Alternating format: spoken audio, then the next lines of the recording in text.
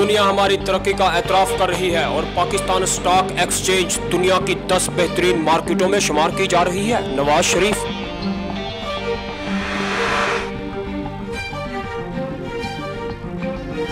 पेशावर में police mobile के करीब धमाका, 7 एहलकार जख्मी।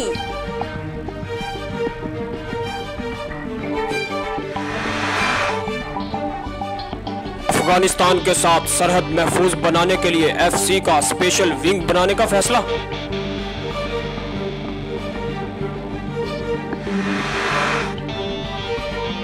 इस्लामाबाद काबीना की इक्तिसादी राब्ता कमेटी ने पाकिस्तान स्टील मिल्स के मुलाजमीन को ईद उल अजहा से कबल 2 माह की तनख्वाहों की अदायगी का ऐलान कर दिया। हुकूमत का भारी मैंडेट एक झटका भी बर्दाश्त नहीं कर सकेगा, मौला बख्श चांडियो। PS 127 कराची में जिमनी इंतखाब, मुत्तहिदा के कैंप पर फायरिंग।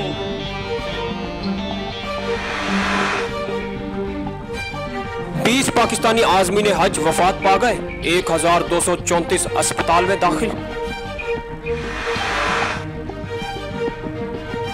पाकिस्तान इम्तियाज न करे कि इसे किस दहशतगर्द गिरोह के खिलाफ कार्रवाई करनी है और किसके खिलाफ नहीं। तर्जमान अमरीकी दफ्तर खारजा।